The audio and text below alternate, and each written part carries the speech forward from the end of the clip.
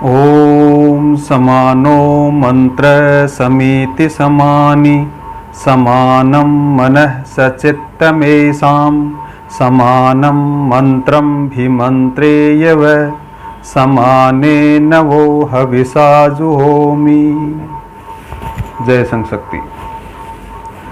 आज 38वां अवतरण लेते हैं मेरी साधना का। ओ देवी सिंह वाहिनी असुर संहारिणी शुंभ निशुंभ निपातिनी मुंड मालिनी चक्रधारिणी रक्त बीज नाशिनी, तेरा यह रौद्र रूप शत शत कोटि बार वंदनीय है। समस्त विश्व का धारण और संहार करने वाला तेरा यह प्रचंड चंडी रूप स्तुत्य है। तू जीवन का जीवन, प्राणों की प्राण, आत्मा की आत्मा है। विश्व के कण कण में तेरी सत्ता व्याप्त है। तो तू कहाँ है और कहाँ नहीं। यह 38वां अवतरण है। 38वें अवतरण में से पहले यदि हम के अवतरणों को हम देखते हैं तो कि जब साधक अपने जो स्वधर्म है उस पर अग्रसर होता है और जब उस स्वधर्म पर चलने को होता है तो उसको कुछ निर्बलता अनुभव होती है, और जब वो आत्मनिरीक्षण करता है अपना तो उसे कारण ज्ञात होता है कि मेरे पास में शक्ति का अभाव है। इसलिए वो उस शक्ति के अभाव की पूर्ति करना चाहता है, वो उस शक्ति का संचय करना चाहता है। तो तब वह शक्ति मिलेगी कहाँ? तो वो शक्ति मिलने का स्थान ढूंढने का प्रयास करता है। तो उसे ध्यान आता है कि जो परम शक्ति है उसका यदि सक्रिय सहयोग लिया जाए और तो उसको इस प्रकार की शक्ति मिल सकती है। इसलिए साधक जो मां शक्ति है उसके मंदिर की ओर जाता है और उस परम शक्ति का आह्वान करना चाहता है। उस आह्वान को इस अवतरण में बताया गया है। इस अवतरण में साधक ने जो माँ का जो रौद्र रूप है उस रौद्र रूप का उसने ध्यान किया है कि जो प्रचंड चंडी रूप है,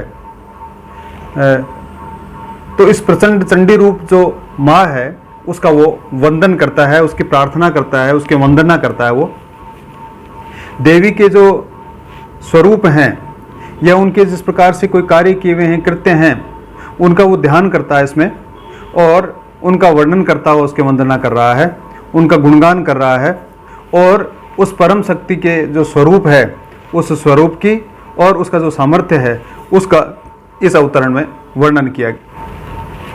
ओ देवी सिंहवाहिनी असुर संहारिणी शुंभ निशुंभ निपातिनी मुंड मालिनी चक्रधारिणी रक्त बीज नाशिनी, ये सारे के सारे माँ दुर्गा के रूप हैं, माँ दुर्गा के नाम हैं। तो साधक जो है वो प्रार्थना करता हुआ कहता है कि हे देवी, अपनी सवारी के लिए जिसने सिंहवाहिनी, जिसने सिंह को चुना है, असुर संहारिणी जो असुरों का नाश करने वाली है, मुंड मालिनी जो मुंड मालाओं को धारण करने वाली है, जिसने शुंभ निशुंभ जैसे असुरों का नाश किया है, ऐसे दानवों का जो उसने नाश किया है, और चंड मुंड जैसे जो राक्षस थे उनका भी उसने संहार किया है। तो ऐसी जो माँ है, ऐसा जो उसका रुद्र रूप है, जिसने रक्त बीज नाशिनी, जिसने रक्त बीज जैसे असुर का भी नाश किया है, ऐसा असुर जो जिसका नाश नहीं हो सकता हो, जिसका जो रक्त है वो ज़मीन पर यदि गिरता है और ज़मीन पर गिरने के बाद में जितने बूंद रक्त ज़मीन पर गिरता है उतने ही उसके उस रक्त बीज जैसे वीर उत्पन्न हो जाते हैं, राक्षस उत्पन्न हो जाते हैं।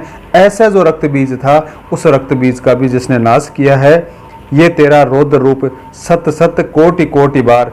तो जिसने अपने गले में इस प्रकार की मुंडमालाएं धारण कर रखी है, जिसके हाथ में जो सुदर्शन चक्र है वो धारण कर रखा है, ऐसा जो रौद्र रूप है, ऐसी रौद्र रूपा जो माँ है, ऐसी रुद्र रूपा जो माँ शक्ति है, ऐसी जो महाचंडी है, ऐसा जो महाकाली है, उसे कोटि कोटि साधक है वो प्रणाम करता है। समस्त विश्व का धारण और संहार करने वाला तेरा यह प्रचंड चंडी रूप स्तुत्य है। साधक प्रार्थना कर रहा है उस परम शक्ति माँ को कि समस्त विश्व का धारण, कि आपने ही इस सृष्टि को धारण कर रखा है, आप ही इस सृष्टि का पालन और पोषण करती है, और आप ही इस सृष्टि के जो शत्रु हैं उन शत्रुओं का संहार करने वाली है। यानी हम कह सकते हैं कि जो माँ है, जो शक्ति माँ है, जो रौद्र रूपा है, जो देवी रूपा है, जो चंडी है, जो काली है, वो ही ब्रह्मा है, वो ही विष्णु है और वो ही महेश है। तू जीवन का जीवन, प्राणों की प्राण, आत्मा की आत्मा है। हे देवी, कि जो भी जीवन दिखता है, जहाँ भी प्राण दिखता है, वो सब कुछ आप ही हैं, अन्य इसके अतिरिक्त कुछ नहीं है, और आपके अतिरिक्त इस संसार में भी कुछ नहीं है। यहाँ तक कि साधक कहता है कि आत्मा की आत्मा भी तुम हो। यानी जो आत्मा है, जिस आत्मा के कारण ये शरीर बनता है, जिस आत्मा के कारण जीव बनता है, वो आत्मा भी आप ही है। विश्व के कण कण में तेरी सत्ता व्याप्त है, तो तू कहाँ है और कहाँ नहीं।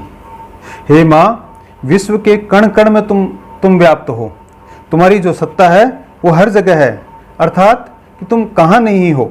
छोटे से छोटा जो कण है उसमें भी तू है, और प्रत्येक जो जड़ है, प्रत्येक जो चेतन है, उसमें तुम विद्यमान हो।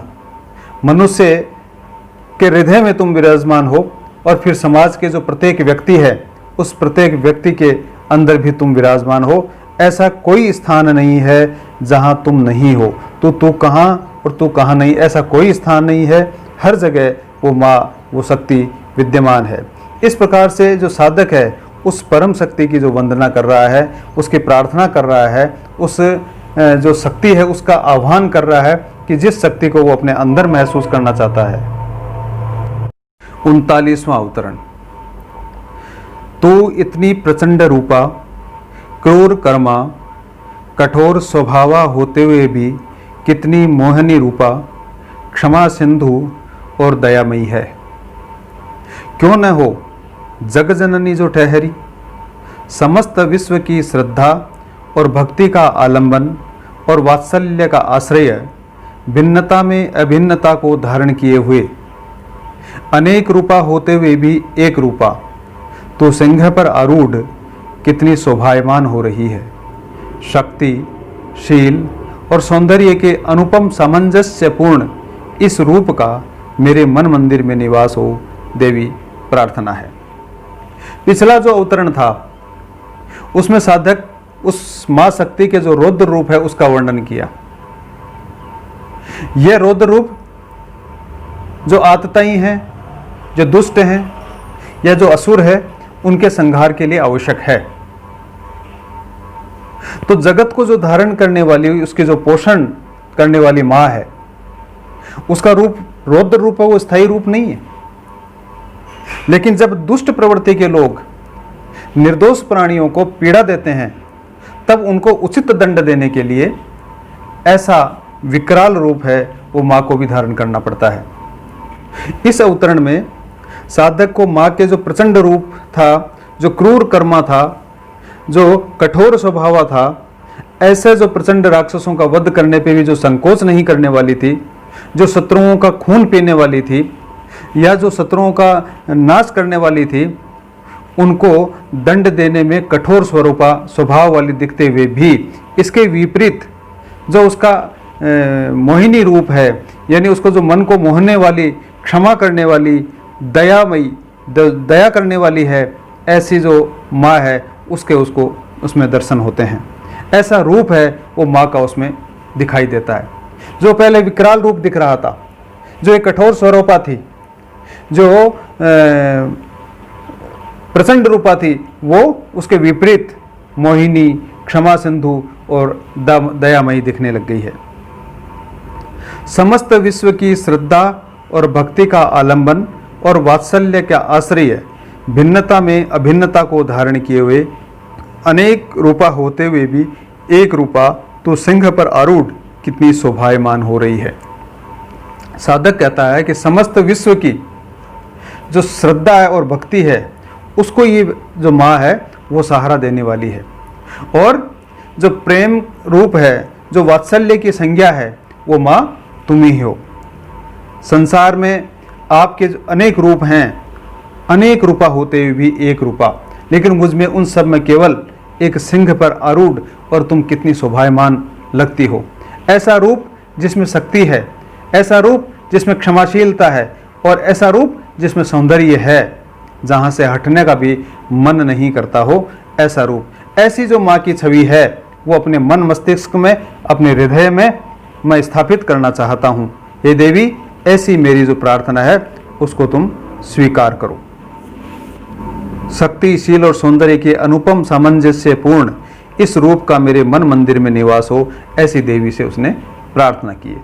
जब वह माँ का जो वह रूप है वो हमारे मन मंदिर में स्थापित हो जाएगा, जो हमारे समाज के जो अनिष्ट काम है, जो दूषण है, उनका नाश होने लग जाएगा, तभी इस रूप का वास्तव में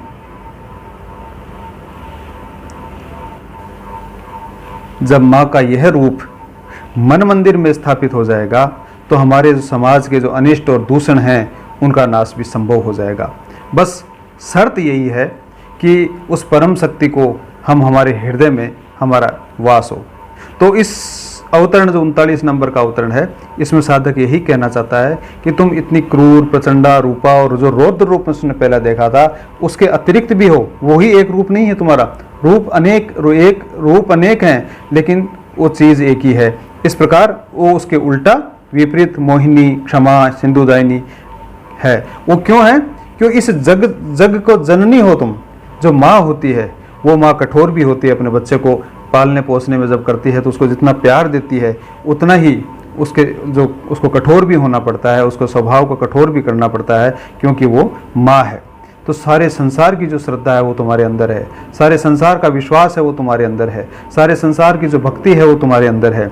इसलिए तुम जो इस सिंह पर जब सवार होती हो तब, और जितनी शोभायमान होती हो, ऐसा रूप है वो मेरे मन को लुभाता है। मेरा मन आपके प्रति झुक जाता है।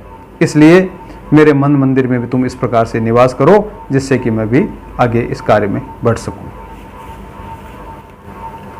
40वां अवतरण। शंख, चक्र, गदा, पद्म, त्रिशूलधारिणी अम्बे, तेरा यह सात्विक वीर वेश क्षात्र धर्म का पूर्ण मूर्तिमान प्रतीक है। तू साक्षात शक्ति, तेरा वाहन शौर्य का पूर्ण द्योतक, और हाथों के सभी आयुध भी शक्ति के पूर्ण प्रतीक हैं। तो मैं शक्ति का उपासक क्यों अशक्त साधनों को प्रयोग में लाने लगा? देवी, मैं तेरे संपूर्ण रूप का उपासक हूँ।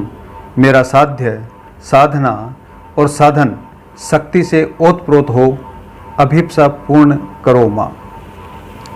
पिछले अवतरण में साधक ने उस शक्ति माँ की उपासना की, वंदना की और प्रार्थना भी की।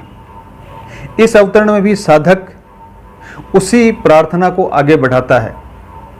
यहाँ देवी का वो जो अष्टभुजा का प्रतीक है, अष्टभुजा का जो स्वरूप है, उसका वो ध्यान कर रहा है। इसमें उनके हाथ में जो शंख है, चक्र है, गदा है, पद्म है, त्रिशूल है आदि जो धारण करने वाली जो देवी है, उस देवी को कहते हैं कि तेरा ये जो पूर्ण रूप है, तेरा जो रूप ये पूर्ण रूप से जो क्षात्र धर्म का प्रतीक है और क्षात्र धर्म का प्रतिमान स्वरूप ही है और क्षात्र धर्म ही है। ऐसा अर्थात कि माँ, जो आयुध माँ ने धारण कर रखे हैं, जो तुमने ये अभी जिनकी हमने बात की है, ये आयुध धारण कर रखे हैं, ये सब शौर्य और वीरता के प्रतीक हैं। शौर्य और वीरता जैसे जो गुण हैं, उन गुणों का वो स्थूल रूप से, अगर मूर्त रूप किसी चीज का हम देखें कि शौर्य का मूर्त रूप क्या होना चाहिए, शौर्य है जो दिखने में क्या दिखना चाहिए, ये सारे के सारे जो वर्णन है, इन आयुध हैं, इनको अगर हम देखते हैं तो वो शौर्य का ही वास्तव में प्रतीक है। और इसीलिए वो कहता है कि सात्विक वीर वेश क्षात्र धर्म का पूर्ण प्रतीक है, कि तेरा जो इस प्रकार से पूरा का पूरा जो वेश है, जिसमें तुमने आयुध धारण कर रखे हैं, तुमने कपड़े पहन रखे हैं, सिंह पे तुम सवार हो, ये सारा का सारा जो वीर वेश है वो अपने आप में क्षात्र धर्म का ही प्रतीक है, वो क्षात्र धर्म का ही स्वरूप है। आगे लिखा है, तो मैं शक्ति का उपासक क्यों अशक्त साधनों को प्रयोग में डालने लगा? देवी, मैं तेरे संपूर्ण रूप का उपासक हूँ। ये सारी की सारी जब चीज़ें उसने देखी तो उसका जो सोया हुआ शौर्य है वो जाग उठता है और वो सोचता है कि क्षत्रिय तो युगों युगों से शक्ति का उपासक रहा है, लेकिन आज वो इतना अशक्त क्यों हो गया है? वो आज इतना अशक्त जो साधन है उन अशक्त साधनों को प्रयोग में लाने क्यों लग गया है कि जहां उसको शौर्य का प्रतीक दिखाना चाहिए था वहां वो क्षमाशील क्यों हो गया है, विपरीत क्यों हो गया है? ऐसा क्षत्रिय शत्रु सेना पर क्रोधित सिंह की भांति टूटकर और पढ़ने वाला जो सेनानी है वो आज वास्तविक अपनी उपासना को भूल गया, उस शक्ति को भूल गया है। जो राष्ट्र और धर्म एवं समाज को क्षय से बचाने वाला था वो क्षत्रिय कहलाता था, आज वो स्वयं क्षत विक्षत होकर शक्तिहीन कैसे हो गया है? ये उसके इस प्रकार की जो है इच्छाएं जागती है कि मैं इस प्रकार के साधनों को जो अशक्त हैं, जो शक्ति के प्रतीक नहीं है, ऐसे साधनों को मैं उपयोग में लाने लग गया हूँ या मैं उनके पीछे दौड़ने लग गया हूँ जो क्षत्रिय की परिभाषा नहीं सिद्ध करते हैं। तो ये सारा का सारा उसने सोचा। तो देवी, मैं तेरे संपूर्ण रूप का उपासक हूँ, मैं तेरे हर रूप का उपासक हूँ, चाहे वो तेरे शौर्य का रूप हो, चाहे वो शक्ति का रूप हो, चाहे वात्सल्य का रूप हो, चाहे वो दयामयी माँ का रूप हो, चाहे वो मोहिनी रूप हो, हर रूप का मैं तेरा उपासक हूँ। मेरा साध्य, साधना और साधन शक्ति से ओतप्रोत हो, कि मेरा जो साध्य, साधना और साधन है वो तेरी शक्ति से ओतप्रोत हो जाए, क्योंकि जो क्षत्रिय है वो शक्ति का ही पर्याय है। तो ऐसी जो अभिप्सा है उसकी कि मेरी अभिप्सा पूर्ण हो, ऐसी अभिप्सा है, ऐसी इच्छा है कि साधक की, कि ऐसी उसकी प्रार्थना है कि साधक की वास्तव में एक जो अभिलाषा है वो यही है कि मुझको पुनः वह शक्ति प्राप्त हो जिससे मैं क्षात्र धर्म का पालन कर सकूं, जिससे मैं क्षत्रित्व कहला सकूं, जिससे तुम्हारा रूप है, शौर्य रूप है, वो मेरे अंदर आ सके। इस प्रकार की इस अवतरण में जो साधक है उसकी इच्छा है। और ये तीनों ही अवतरण हमने जो किए हैं इसके अंदर देवी माँ की ये प्रार्थना ही है। और प्रार्थना से वो, क्योंकि कोई भी काम, अच्छा काम करते हैं तब उस माँ की, उस शक्ति की भी अगर हम उपासना करते हैं तो उस शक्ति से हमको वो शक्ति मिलती है। इसलिए उसके साथ में हम आगे बढ़ें और फिर इस प्रकार से हम पुरुषार्थ करें तो हमको ज़्यादा उसके अंदर फल मिल सकता है, उसकी गति बढ़ सकती है। ओम शौर्यं तेजो धृतिर्दाक्ष्यं युद्धे चाप्य पलायनम दानमीश्वर भावश्च क्षात्रं कर्म स्वभावजम्। ओम शांति शांति शांति। जय संशक्ति।